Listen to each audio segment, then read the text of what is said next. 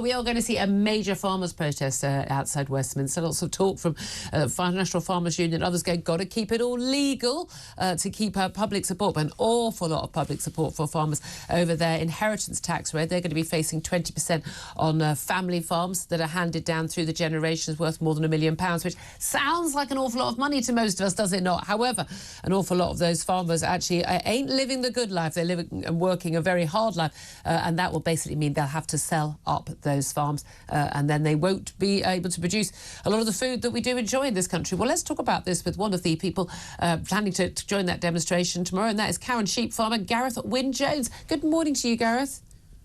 How are you? Oh, lovely to talk to you, sir. Now, tell us, why are you attending this protest? Well, to air our frustrations to government.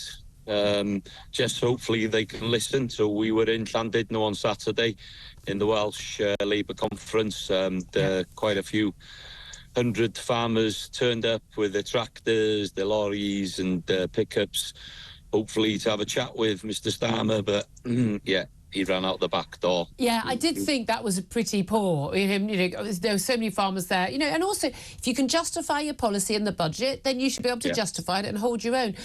Explain to us, because it is so difficult. Most of us, you know, we're not in the farming world. A lot of us are townies. We don't deal with this. A lot of people don't even know, you know, where the food comes from, for goodness sake.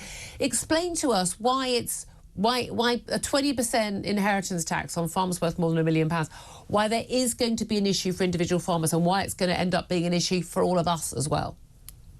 Yeah, well, that's a really good point. I'm more worried about you as well. And I mean, and the poorer people within society.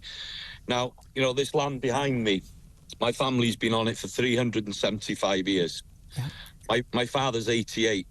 He has never had the passport. He's never had the holiday. He's never bought a new car. Okay, he's worked all his life to produce food that's affordable to feed the nation, like many other farmers. Yeah. Okay, our job is to produce food. We don't want to go out and protest. We don't want to go out and demonstrate. We don't want to waste our time. We want to do our job. Now, this 20% inheritance tax will have to come from somewhere with businesses. Okay, we are on our knees already. This farming lack is not fun at the moment. It's 7 days a week, 365 days a year, and it's not profitable. So this land is our working collateral. This is what we need to make sure we can produce food affordably. Yeah. If we don't, we have to put 20% on the products we're producing, which will be our lamb, our beef, our milk, our pork, our grains. And don't forget, everything starts from surf or turf. It's coming from the ground. And that's what worries me as a farmer, is the poorer people in society are going to have another massive hike in food inflation. And that is if food's still here. If we can still produce enough food. We've got global problems with food production, and we should be, in this country, putting food security right at the top. Oh, I mean, amen to that. Well, look, we learned during COVID, you know, how vital, you know, what do we really need? And we know that farmers are vital. I'll give you an example during COVID. Do you remember the toilet roll fiasco? Yeah. Well, you imagine that with food. You imagine them shelves going empty and the people in the inner cities, the poorer people in society, not being able to get food. Yeah. You know, we need to And will it actually come to that? Because you saying the key thing is here, again, I suppose if people think, oh, you own all this wonderful land and it's worth more than £1 million, you're rich, living the life of Riley, and you're explaining how you're really not. Your land is effectively it's like your factory. You can't do the job if you don't have the full of the factory. So you're saying that sort of when it's handed on from your dad to you to your son or daughter, that if you lose 20% of it, you haven't got the money to pay that 20%. So you'd have to sell the farm, and at that point you then can't produce it. But what happens to that farmland? Because won't that farmland just go to someone else or a bigger company or another family? They'll produce food. Well, it looks like to me that they want the multinationals coming up here and breaking family farms. Won't we still have food then, though? I mean, the reality is they're still going to make food. So if we're growing trees and putting solar farms onto this land, no, we will not have food. We are on the edge. Now, I'd like to tell you as well a little bit about some of the facts. So, Rachel Reeves has said 20% of family farms will be affected.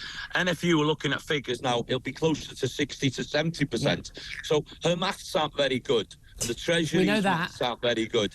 Now, if they were going to be hitting the people that have come, you know, the big investors into land that are hiding money to get away with inheritance tax, well, if they would have put farms on 8-9 million at the top of that job, I think maybe a lot of people would have looked at it. But what they've done, and what Keir Starmer said in the NFU in February, was how he was going to protect the family farm and how the Conservatives had been running us to the ground.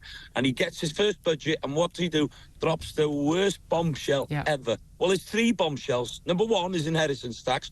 Number 2 is the tax on double pickups, which are the majority of farmers need them as in a family car and a work vehicle. And then they're not a luxury. Yeah, well, they're going to tax as well the fertiliser that comes into this country. So they're 3 hits that are going to hit the farming community, the family farms, and it's going to hit the general public. And that's it. Everything, eventually, it will move through to our supermarket shelves. There seems to be a lot of public support for farmers. I mean, certainly we here at Talk very supportive of you. Obviously, is it important that that support is kept and that protests are kept? You know, you could protest outside Westminster, you want to, lobby MPs, but the crucial thing is they have to stay legal to keep that public support? When we drove through Llandudno on Saturday, people were coming out of hairdressers, fish and chip shops. They were waving, they were bibbing their horns, they were giving us, get out there, boys. We don't want to be out here protesting. I didn't want to stand there for 4.5 hours in the rain waiting for Mr. Starmer to come out and just say hello. I didn't want to do that. I wanted to be home here producing food to feed people affordably. Every farmer came there for a reason. The general public were fantastic. The man himself didn't have the cojones to come out and address us, which is a great shame because he had an opportunity. So he's not willing to stand in front of the people that are challenging. That tells you everything, policies. Doesn't it? Gareth Wyn Jones, I hope you'll come on the show again. You're a fantastic advocate for the cause. You explained it all so well. I know you'll be taking the tractor to London for that protest tomorrow. We'll be covering all of that. He's a cow and sheep farmer. Gareth Wyn Jones, thank you so much. Quick word from Claire Pearsall. We need to support the farmers. If we don't have farmers, we don't have food. Absolutely. It really is that simple. I'd love to hear your thoughts on this.